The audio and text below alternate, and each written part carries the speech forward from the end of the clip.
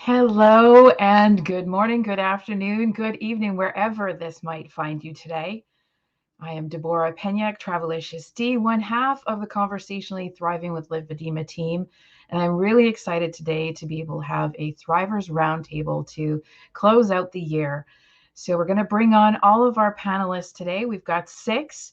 So we are going to have some great conversation, some great insight, and I hope you will join us. Let's bring them all on.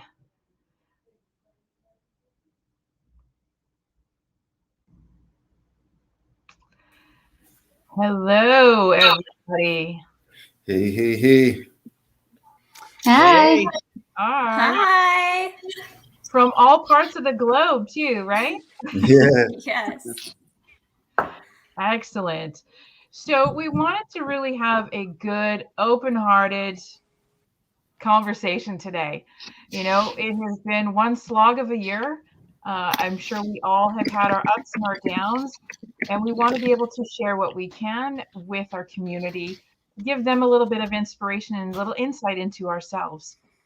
So we wanted to start with a pretty basic question. You know, we've all had our challenges, and we'll have the question running across the bottom so we can all see it very soon.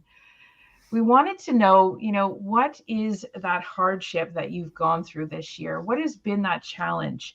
We know that we've got lots of opportunities to have those highlights, but let's dip a little into what was the most challenging time this year and how did it really affect you? Let's start with you, Stefan. All right. Good morning, afternoon, evening, everybody. I would say one of the hardest hardships for me this year would be having like 2 surgeries in the same year, which was obviously for my lymphedema, which was a bit of a challenge because to have one in the earlier part of the year and then like a couple months later, which I'm gonna have the next one next week. That was a bit of a challenge because even though it's a great thing to know that okay, I'm gonna be getting some sort of relief from my leg, but it did have like it hindrances of stopping me from my boxing, stopping me with my training. So that has been one of the biggest hurdles I'll say that I've had for myself for this year. Okay. And do you think that was a push on your mental and your physical?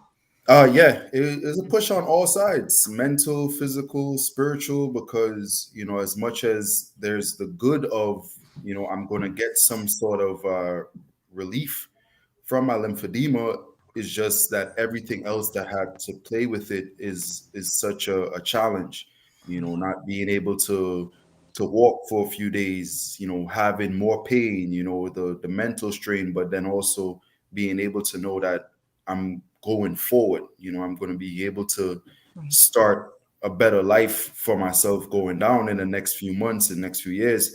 That's the good side of it also, the upside, I'll say. Okay. That's a challenge for sure. Yeah, And I know we're all praying for you for next week so that appreciate it. everything goes well. Yes. Nicole, you are having fun over there in all your beautiful colors, of course. Hi. Um, I don't know if people don't know me. My name is Nicole Facio. I've had lymphedema since I was born in Miller's disease. I think that this year it's a strange one, right? Because I think at least for me, it caught me off guard. I think we saw the end of last year as the culmination maybe of this very hard year, very strange year for all of us. And then at Mhm. least I live in the UK, I live in London, and I was not able to go back home where all my family is in Puerto Rico at the beginning of the up at the end of the year for Christmas. Right. Uh, and I was using kind of my all the tools that I have in my toolbox of mental I don't know, mindfulness, mental power, perception, and trying to change all that. I try to make the best out of like a bad situation, which was staying home, and then all of a sudden, like COVID flipped one on us, and it was even worse than last year. Right. So at the beginning of the year, really, really challenged me in many levels. I would say mental and emotional more than anything lymphedema has done, to be honest. Um, But I think that then coming into this year, to the end of now the year, I've learned a lot. But one of the things I am currently struggling is balance.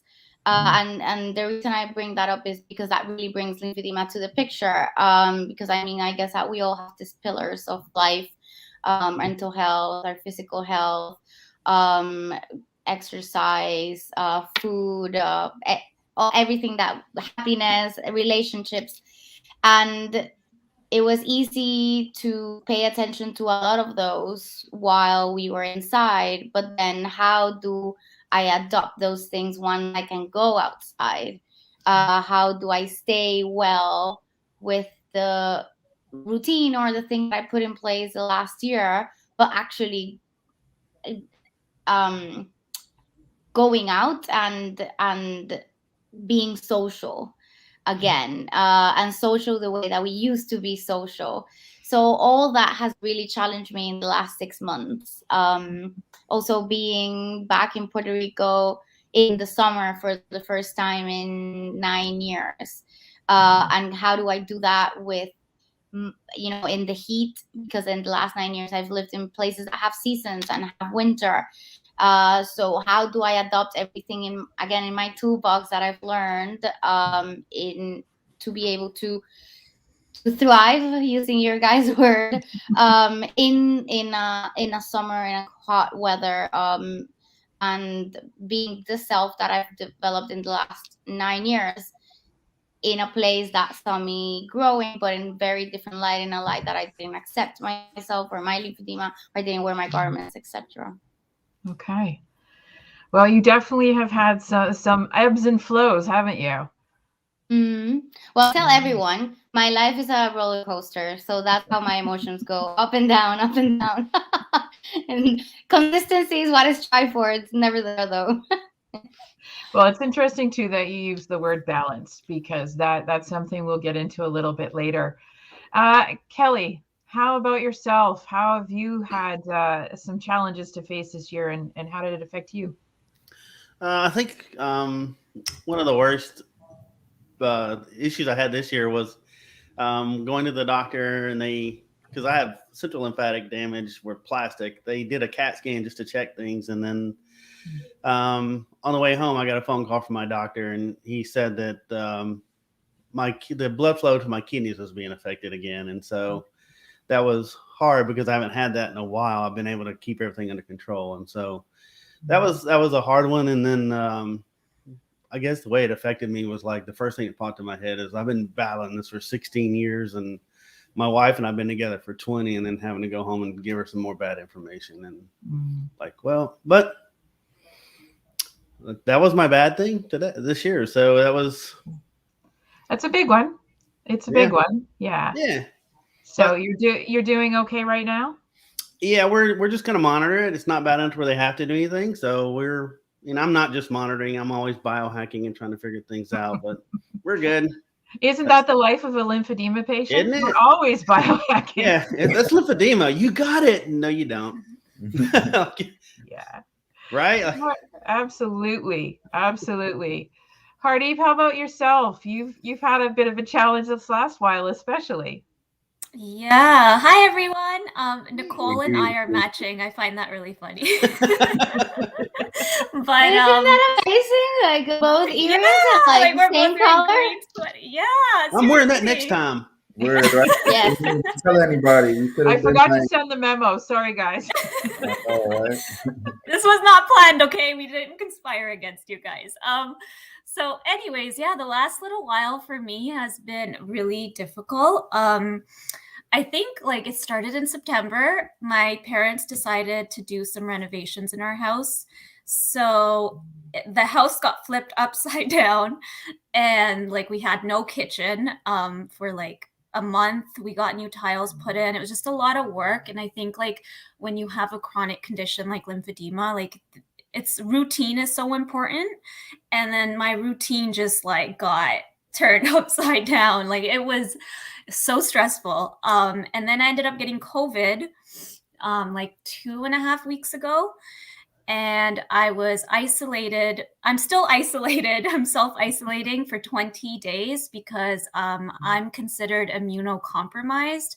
So in Ontario, if you're immunocompromised, you have to self-isolate for 20 days. And this has been so difficult. Self-isolating is so difficult because, like, first of all, I live with my family, so I have to stay away from them. So I'm in my room a lot. And well, all the time pretty much, and I can't see anyone. I don't know, it just sucks. So it's been rough for like the last few months, to say the least. Is that kind of like being grounded? Yeah. Yes. Yes. Oh my god, yes, that's exactly it. Yes, it's very isolating. Like, it gets very boring sometimes. I'm almost done. I only have a few more days left, so I'm just like hoping and praying things are going to be okay after this. No more bad news for me. Maybe by the time you get to go out, the snow will be on the ground here, because here in True. Toronto, we are starting to get a little colder. So, you never know. By the time you get out, you may actually have some white stuff out there. I know. I might not want to leave, actually, at that point. So. Head right back in. Yeah. Head right back in. And Craig, how about you? How are things been going for you? I can't hear you.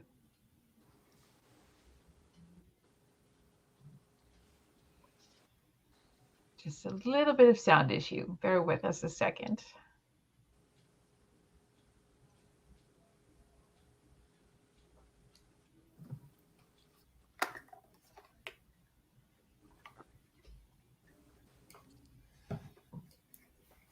Well, maybe while you're sorting things out, Craig, we'll just jump to Patty and we will come back to you.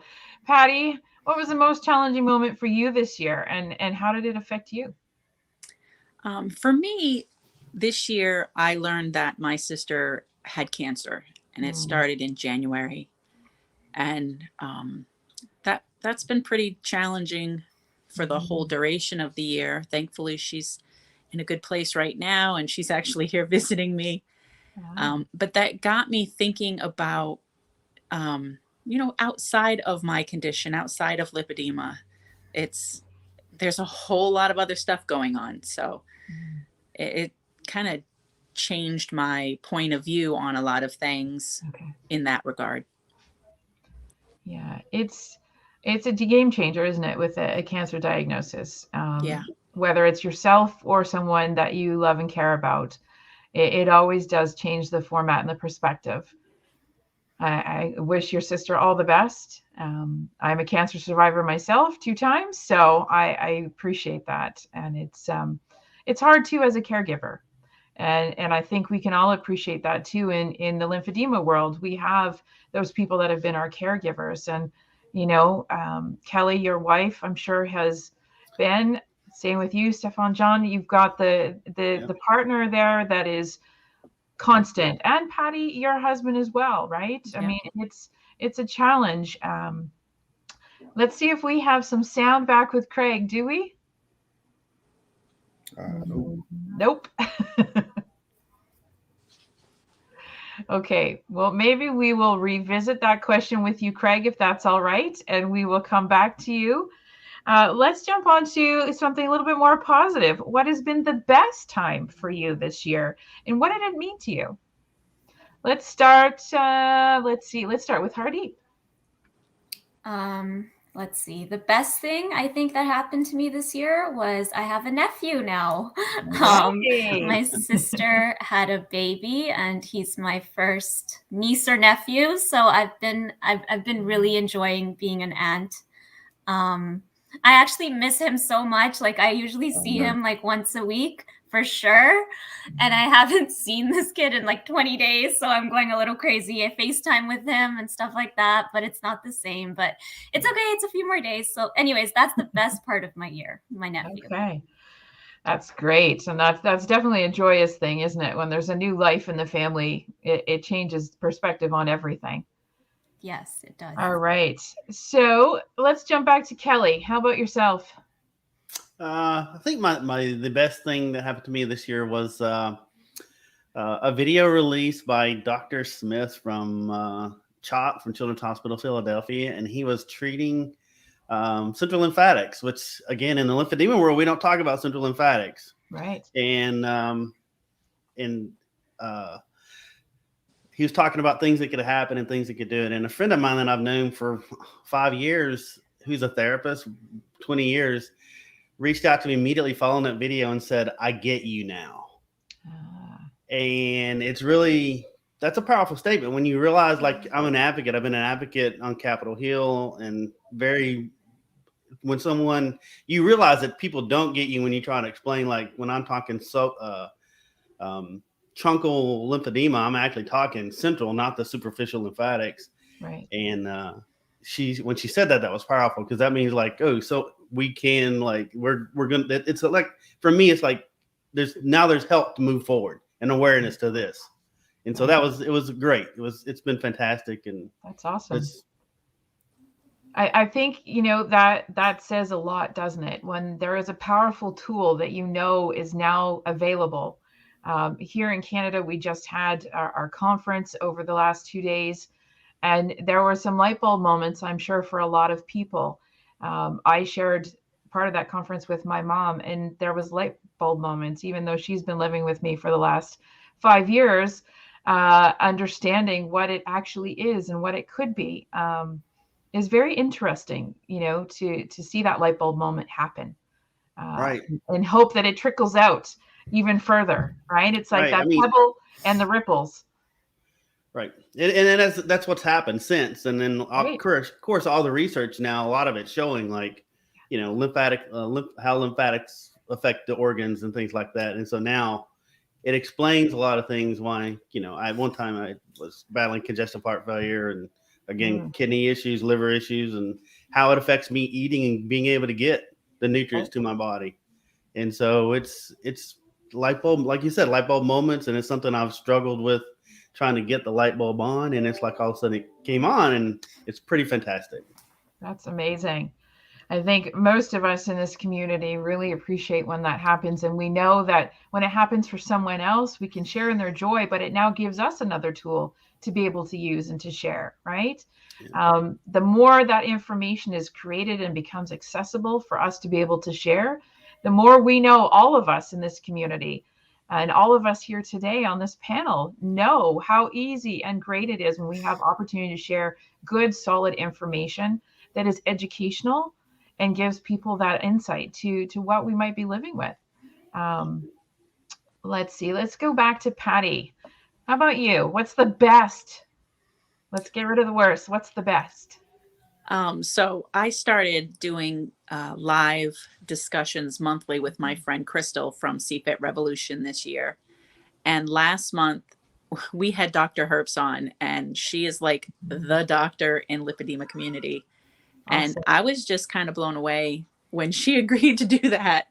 And it was just such an informative discussion, and just having people that you can communicate with who get you in, like, your community is one thing, but to have the doctors hearing you, and then it changes their trajectory on how they're looking at things. And it's really been a very unique situation. We do the roundtables monthly too as well. And she's a regular guest on that with a couple of the other doctors and physical therapists. And I just love that, it's like broadening your community. It's not just lipedema or lymphedema patients. It's the doctors and the therapists and the people that are pushing the condition forward. And, and who knows what treatments can come from that discussion, So for me, that was a really huge moment. That's amazing. That's amazing. And again, similar to Kelly, it's that opportunity and that acknowledgement. And you seem surprised that a doctor would, what is it, little old me syndrome? Yeah. Exactly. But this is the thing in our realm of health, right? Is that when we have those opportunities, those doctors are also looking for patients to connect with who have strong voices. So that's amazing. And I love the fact that you started doing your lives, because I think that creates a whole nother avenue for people to connect, not only with yourself, but the topics, and also the fact, we all have experienced this, that feeling of alone, right? And that opportunity to realize you're not. That can be, so life-changing for so many people, as it probably has been for all of us, to realize I'm not the only one. There are other people out there going through the same thing. And we know this. I mean, the population in the US is 10 times what it is in Canada. So we know your numbers are higher, but to know that you are one of many means a lot for those who are searching for that information and searching for that connection. So I'm so happy that you've started that, because I know that will resonate with a lot of people. So let's see, Craig, do we have you back? I have no idea. Yay. Is it working? It is. You're up, man. Great. So we can do the fast and furious. You can tell us your worst and you can tell us your best. Oh, my worst this year is just dealing with the NHS. But then that's been a 22-year struggle, so it's nothing changed this year between that. Yeah. Other than that, we've had 18 months of COVID, so it's been 18 months of isolation. Yeah. Well, what's the best thing that's happened to you so far this year? The best thing that's happened so far, isolation. It has been brilliant. The only issue now is it's gotten to the point where I don't want to be sociable with anyone. So that's the drawback, but it's might not be a much bit of a drawback. transition. No, I think I might just stay like it. Well, as long as you stay social with us here. Yeah. I have to be sociable somewhere. Good. And Nicole, what about yourself? What's the best time for you this year? And I think we can, if we take that hardship that I said, like, trying to kind of flourish or come out of yourself, your head, in a time of a lot of isolation and a lot of hardship in the world, like turning that into more advocacy for me has been great, and like actually channeling or that creativity to be able to give back to the community as much as I've always wanted to. Also challenging myself within my comfort and my acceptance, and keep challenging that. Okay. And since this year started, I cannot believe it's only been this year, but there's so much that's going on in terms of so much connection I've got with the community, not only myself, but with, we're here. I met you guys earlier this year through the month of March, and like so many good conversations. I think this year, particularly, all the movements of awareness of lymphedema have really moved forward in like a way I've never ever seen it. So many people being inspired and actually coming out and actually speaking and honestly speaking. And I think that's anything I could, like, if I could empower people to say, like, don't hide, because that's what I try to portray. You don't have to hide. It doesn't have to be shameful, because I've experienced that for so many years. And I think somehow the collective move is working. And I think that's been the greatest achievement that I've seen so far, and in everything that if I can be able to contribute as well, it's a grain of salt, like I say. And in not only within the lymphedema community becoming closer and more awareness, but you can see it outside. I think that one of the biggest light bulb, like you said, moments was when a TikTok of mine with me called about my lymphedema routine just went viral. And I was like, there's people really wanting to know about these things and are actually interested. So if we can bridge that gap of education, I'd not keep it here like internal, but literally propagate it to kind of make a difference outside for us as well, selfishly, because it benefits all of us. Then that's amazing. And we have to take advantage of that, because people really want to know and educate themselves too, outside of what they're going through. That's so true. And thank you for that. I also want to give you a little plug, because you did have a pretty big thing happen this year. There may or may not be an opportunity for us in North America to actually see it, but why don't you share a little bit about that? Oh, well, yeah. I mean, there's a lot of things that I'm like very grateful and I cannot even put into words, but it's yeah, back to kind of like the beginning of the year and how things looked. And after 3 years of a project I thought that would never come out, just because, you know, it was like a passion project that we filmed a little documentary of lymphedema with a friend. She was very inspired by my story. And we put it together 3 years ago, literally in 2018. And you know, because it's a passion project, fully self-funded, or like everybody that contributed was free. And she finished it, and it's out there doing its rounds in festivals. And we went to Malaga for the premiere, because it was actually premiered in the Malaga festival last month, a couple of weeks ago. And I saw it on the big screen and I couldn't believe it. It was like, look, I get goosebumps, because I never thought, I don't think I processed it that way. And like seeing people listening, not to me, it's not about me, it's like to a story of lymphedema, and like that to be out there, it's very, for me, I couldn't believe it, and it's very humbling as well. Well, we can't wait to see if we can arrange a screening over here. Oh my God, I would love that. I would love to be able to do that as soon, whenever we can, when it's out of the festival round. Yeah. Yeah. Yeah. Well, we're hoping maybe it'll get into the Toronto Festival. You never know. Oh my God. Yeah. Wouldn't that be amazing? We'll have to see who we can talk to over here, because that I think is just, you know, another platform, another opportunity to drive home that message that we're here, and we've been here for many years, and we will continue to be here. This is a chronic illness that we all have to live with, but there are so many people that don't have access to understand that they also have outreach. They have opportunity to get information at the very least. Stefan John, what's your best? I would say some of the best things for me for this year. I became an uncle.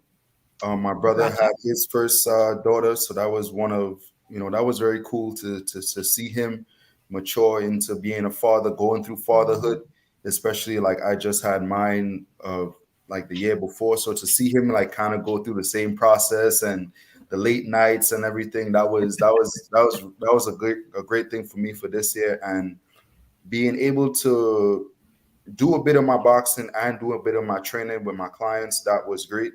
Even though like I had to pause for a while, but being able to get back with them and, seeing all of them develop and, come out of their comfort zones and grow, that to me is one of the biggest things for me, because I feed off of their energy and they feed off of mine. So when I feel like I'm down and, they're seeing that, I could tell that they're not doing their best, but when I'm up and I'm moving and they're, on their grind and getting up and, doing their best to get themselves in their best shape possible, it just lets me know that, I'm doing what I'm supposed to do, because we're feeding off of each other and, I'm seeing them develop and making life changes and making commitments, to their family and to themselves and, reaching the goals that, we set together as a trainer and as clients is great to see them keep progressing, So those are the two biggest things that I would say for this year has been very great to me.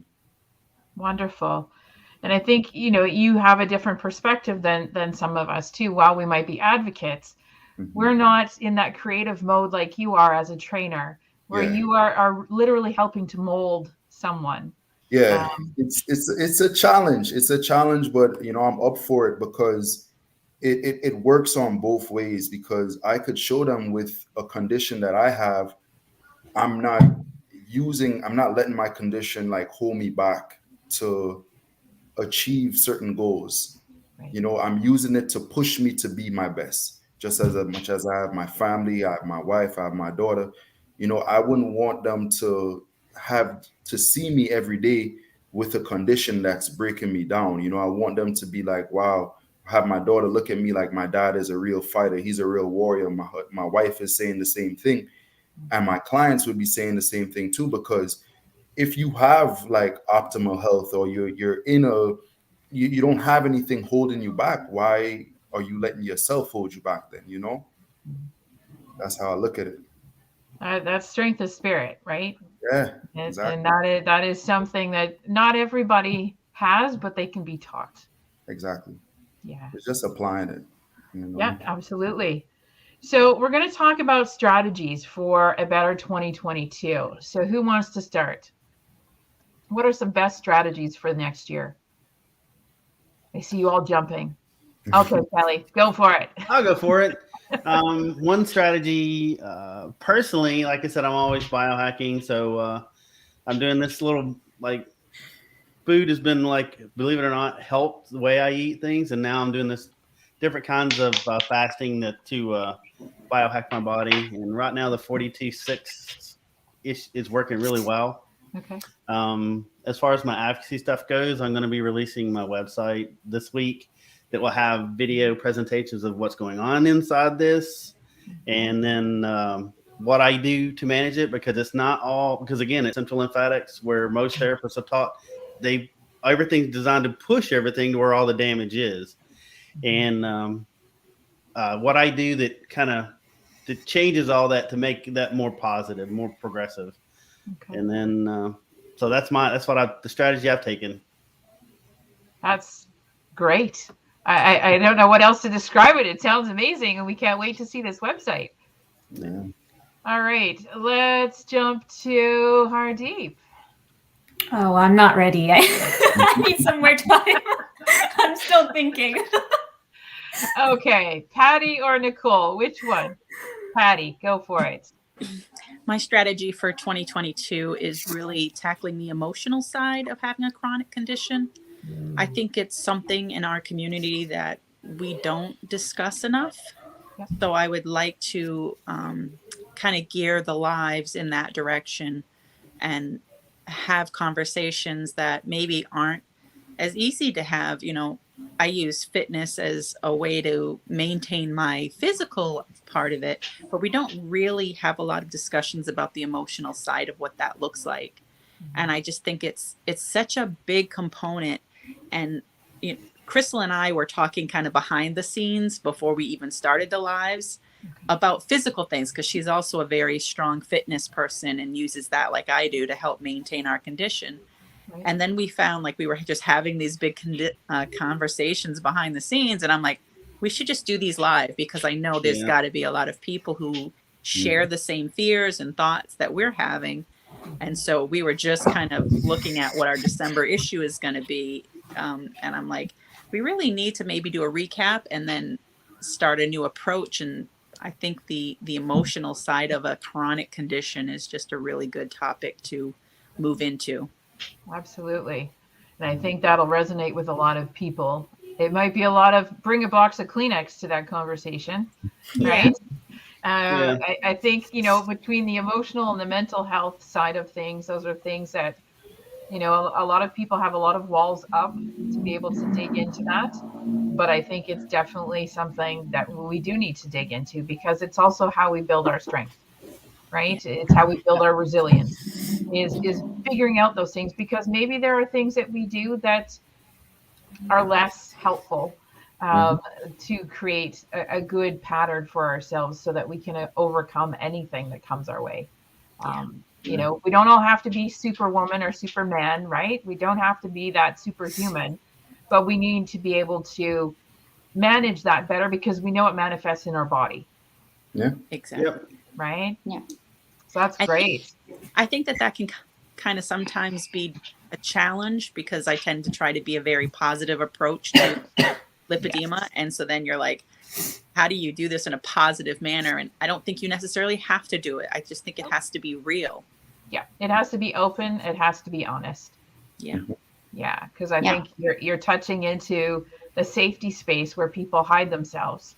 And when you can reveal more of yourself that way, it allows people not only to put more trust in you, I think, because we all can figure out crocodile tears, right? It's not hard to figure out when someone's really putting it on. But when you are genuine and you are honest and you're speaking out about things that are valid, things that might not seem valid to someone else, but they're valid to you in that moment. And I see there's a comment here from Cynthia that the emotional side of lymphedema is very difficult and hard not to dwell on self-pity and deal with the non-believers. So true, right, Patty? It's for any of us. That non-believers is a real challenge, I think, because, if they don't see your swelling, right? If they don't see that there's an issue, then you're healthy. What's wrong with you? Right. And that understanding that you do actually have something that affects your life in a deep way, especially from a health standpoint. It's the invisible sometimes, right? That we can't see. The same thing applies with cancer, right? We can have cancer in our body and no one will know until maybe you have chemotherapy and you lose your hair, or you lose a lot of weight, or contrastly, you gain a lot of weight, right? If you suddenly become super puffy in your face and someone goes, oh, what's wrong? But to understand and to deal with that side, it's very hard. And I know it's very risky for a lot of people, right? You're making yourself vulnerable, and you want to do it in a safe space. Yeah. So I can go next. Oh, sorry. No, go ahead. No, go ahead, Nicole. Okay. Yeah. So I guess that on those lines, one of the biggest learnings, like a chronic condition can be very humbling in a way of releasing control, right? Like, because you're never in control. So how do you navigate having to deal on a daily basis whatever the day brings, right? Like, it's not predictable. It's every day is different, with all those components, physical and emotional. So I really learned that this year, about trusting the process, just literally just letting go one day at a time, and not trying to think too much ahead or too far back. I think that's the biggest tool I can take away from this year, and that's one of the biggest things I'll take into next year, because I couldn't predict everything that has happened this year to me. For example, trusting the process means also trusting timing is of the essence, right? Because if that documentary would have come out 3 years ago, it may have not done the impact, or it wouldn't be as received, or I wouldn't have been ready to to be in that position to actually talk about it.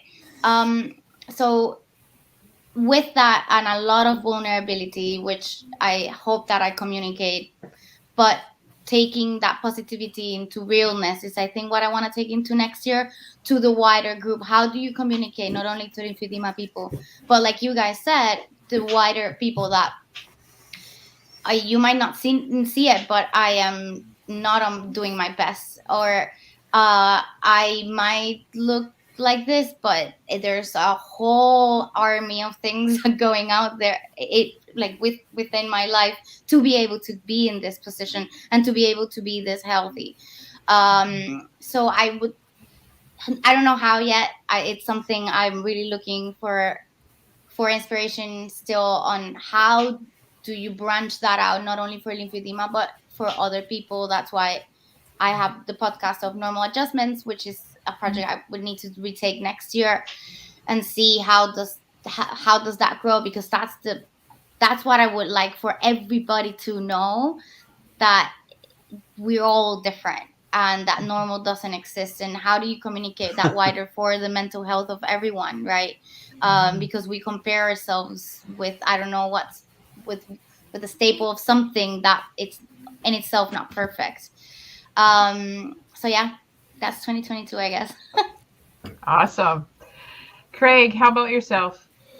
Oh, 2022. Well, I've finished annoying my MP. I realised that I need to move on. So now I've got the next department to go and start on. So we'll just have to wait and see what plan we'll come up with to annoy them.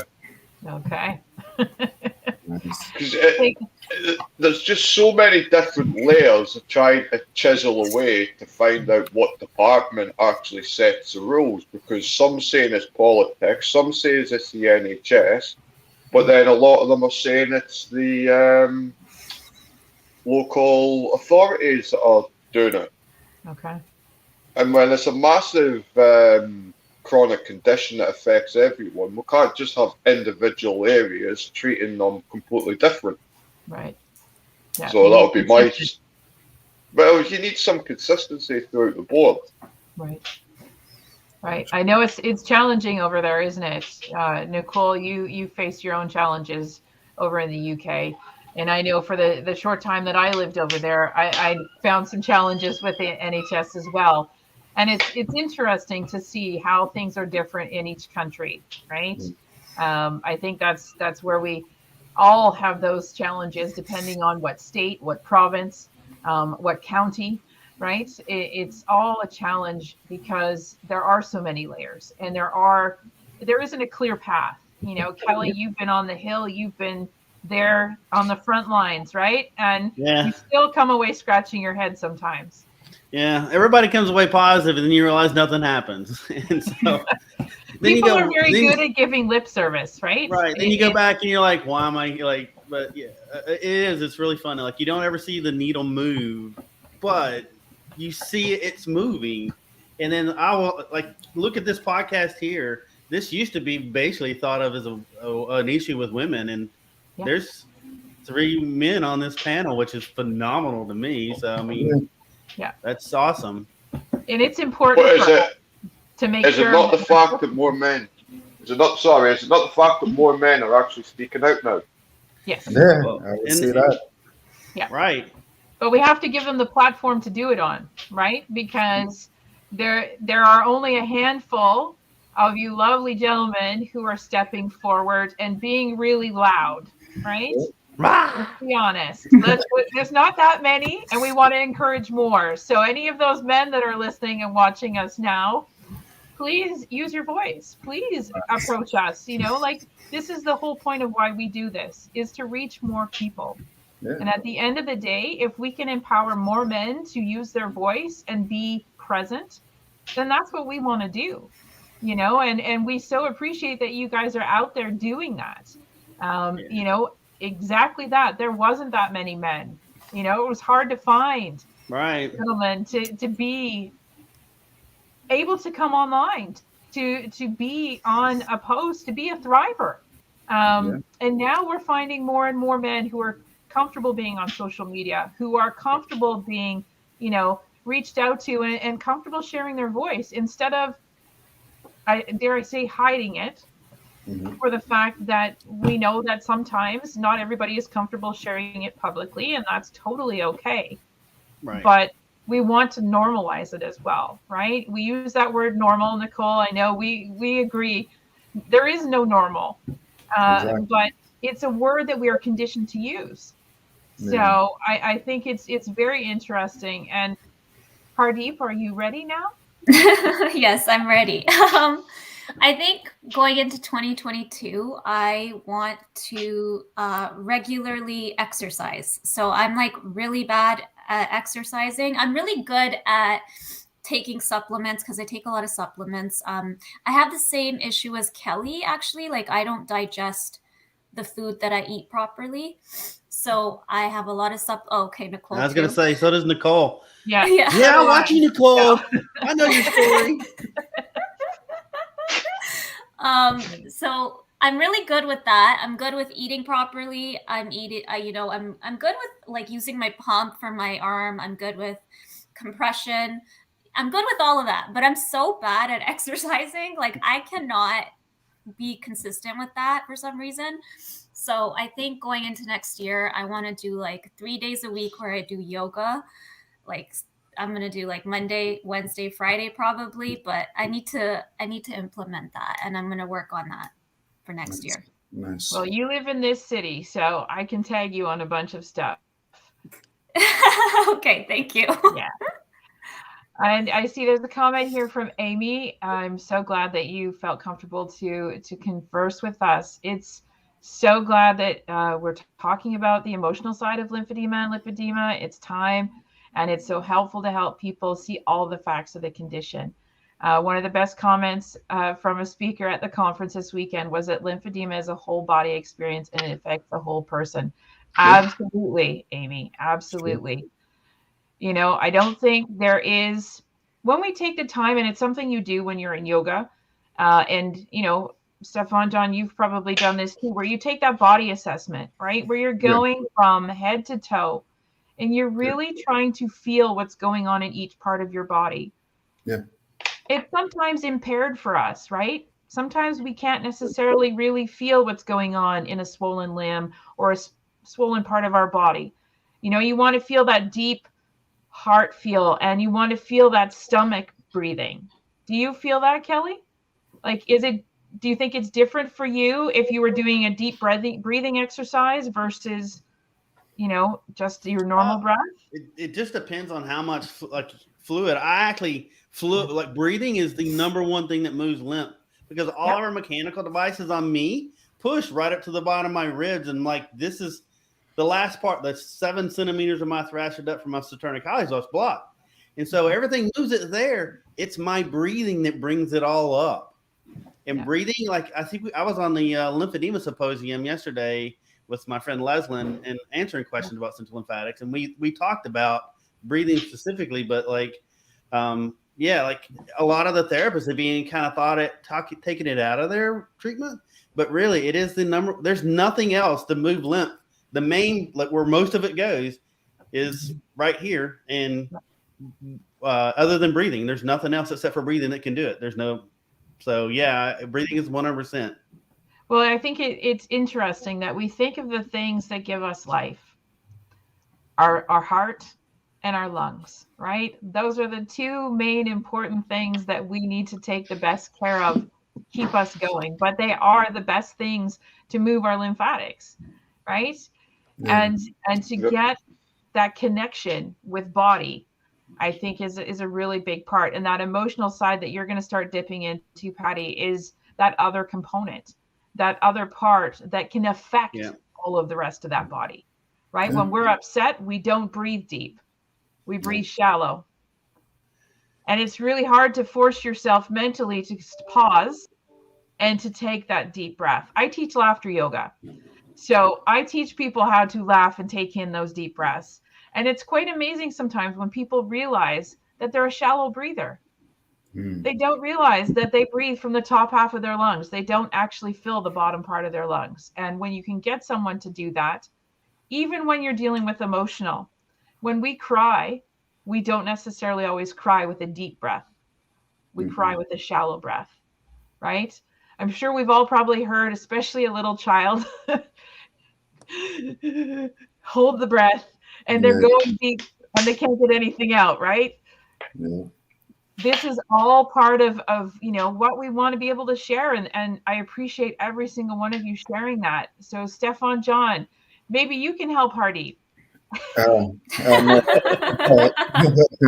I mean, for me, honestly, I would say some of the strategies and things that I would be implementing, and like I would suggest I guess not only us but anybody implement going into the new year. I would say it is growth in like 3 areas: just your mental state of mind, your physical body, and your spiritual life. And these 3 aspects help. I mean, they have been great tools for me.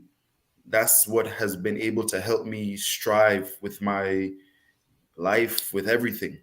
These 3 things help, because the minute time we're feeling down, you know, it affects our mind. It's a trickling effect.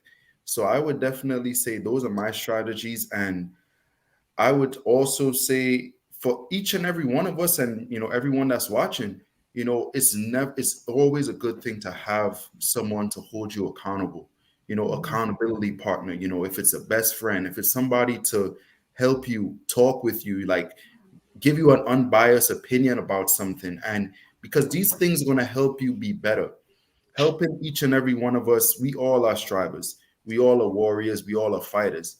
But if we're not tapping into that fighter's mentality, if we're not tapping into that warrior's mentality, a lot of the times these conditions that we've been blessed with is not cursed. What we've been blessed with to be light to this world, to enlighten people, to have be encouragement. Each and every one of us, we do that on a daily basis, knowingly and unknowingly. There's always someone watching us. There's always someone getting inspiration from us. But it's us, it's our job to go out there and be that light.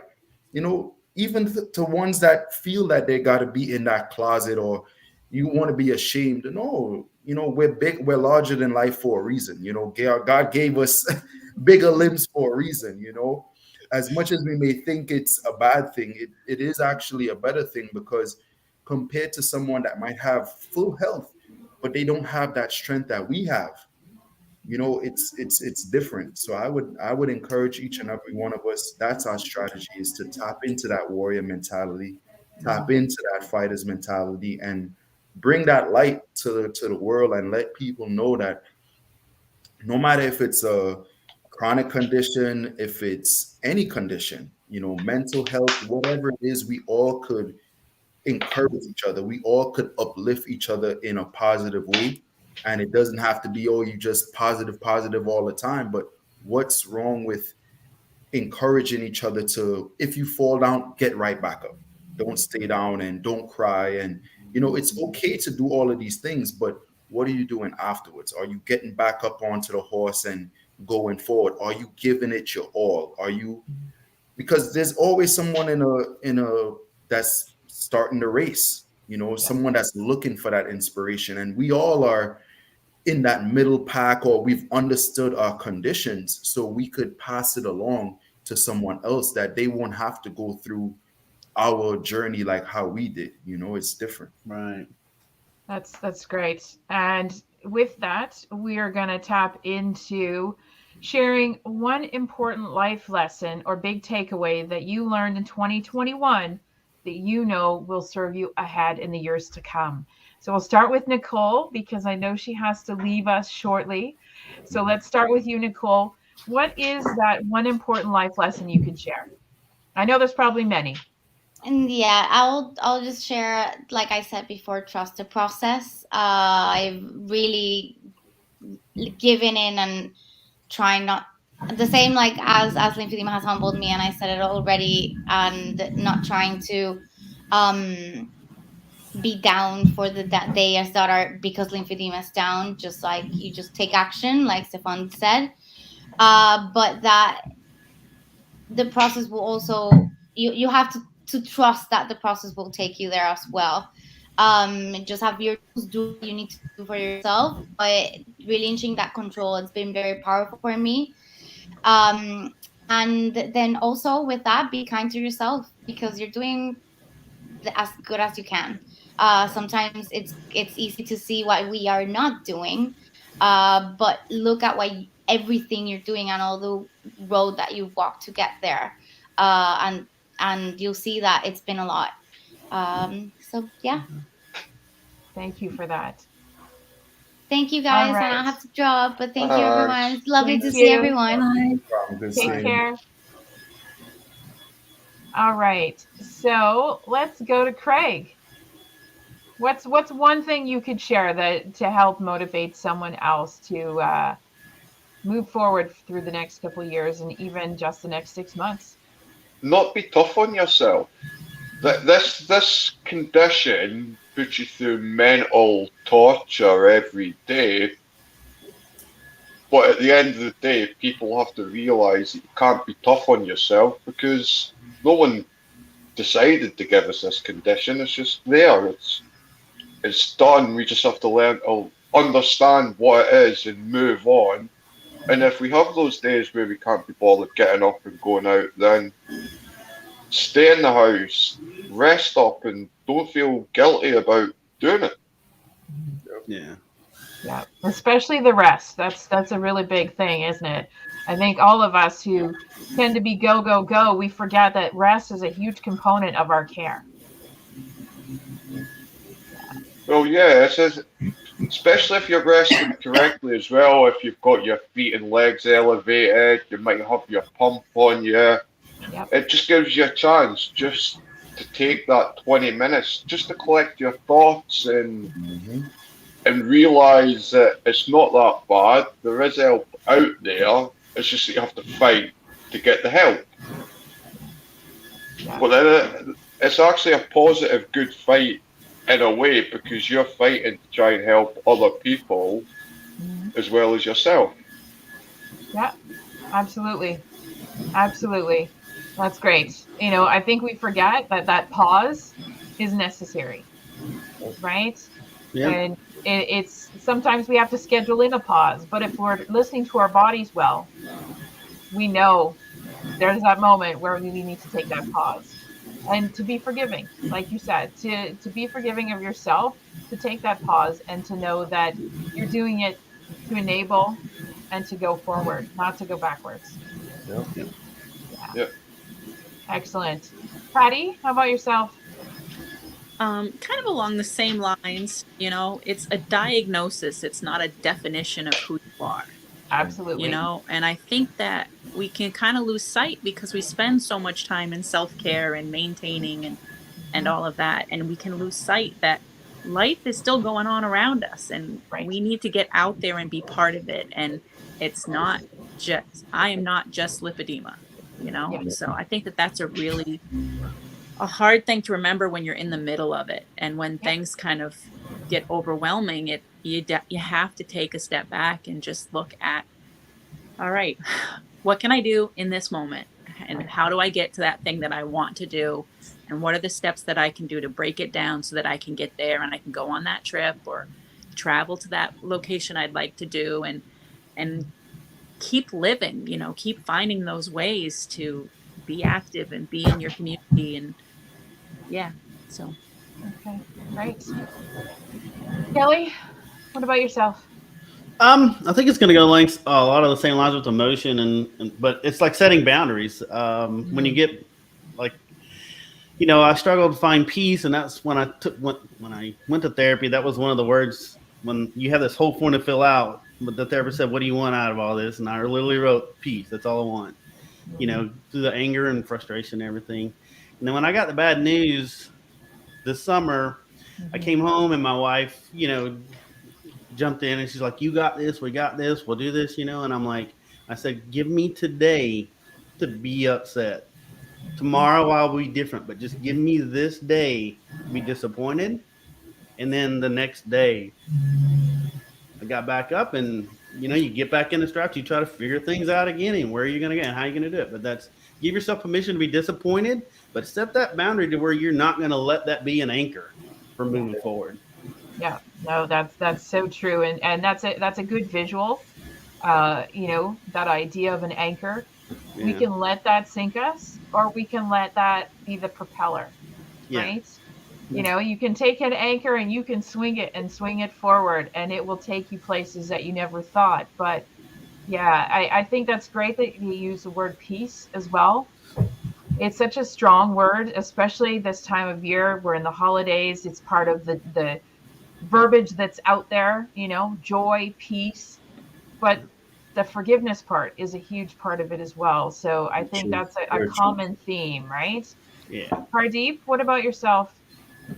Um, I think one of the lessons that I relearned this year, that I learn every year, is to let go of control. Like, I can't control everything around me. I can't control what happens in life. I can only control how I react to it, right? So there's days when I will do everything right in terms of my lymphedema. Like, I will pump, I will use my compression, I will bandage, but still some days I wake up and my arm feels so heavy and like I didn't do anything wrong, right? Like, I technically did everything right. So I think that part of it, like not letting, even if it's a bad day in terms of my lymphedema or whatever's going on in my life, I can't control that. And I'll try to make the best of it, which I always do, but I still have a hard time with like the controlling aspect of it. Like, why is this happening when I did everything like I'm such a like organized person in my head. I'm like very organized, and I'm like, this is not going to happen, but it happens, and then it's like, okay, you got to make the best of it, right? Yeah, it's hard for planners, right? If we're a Yeah. planner, Oh my god, Yeah. I if we're plan a planner, everything. it all It's goes the worst. sideways. It's the worst. I hate this habit of mine. I've always been like this. I'm like, I have an agenda. I have like a to-do list on my phone. Everything has to go that way, or else I get all like, my brain is like, what's happening? But I need to let that go. So. Okay. And Stefan, John, let's finish up with you. I would say one takeaway for this year for me is just, honestly, I don't want to sound cliche, but it's gonna go back to what I've been saying. It's just being a warrior. Like, Yeah. that's the biggest thing for me, and applying that even going into the new year is just, just the name of itself. A warrior goes through a lot. A warrior gets victories, has setbacks. I won't say losses, but lessons, and I would say that has been the biggest thing for me because, being able to go through surgeries, recover from surgery, going back into surgery again, now have to start that process over again, that takes a lot of mental strain. Being able to see ups and downs, it's hard, but being able to fight through it day by day and not letting it break you, that's the essence of what a warrior is. That's the essence of what we all are, knowingly or not knowingly, through whatever it is. Even if you plan and it messes up, you fighting through that, hearing bad news, like Kelly said, fighting through that. That's to me is the biggest takeaway for anything. And even this is for a person that with a condition, without a condition, is just fighting, being a fighter and just holding on to that fighter's mentality. That's the biggest takeaway that I have learned, and that's the biggest thing I'm going to keep applying going forward. Okay. That's great. And so well timed as we are closing out here. I am so thankful that all of you gave us your time today.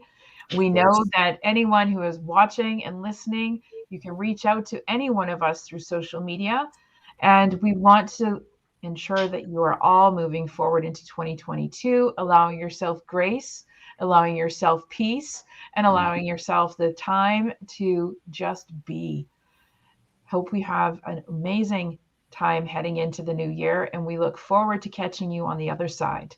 Of course. Thank you so much for joining us. No problem. Bye. Bye, guys.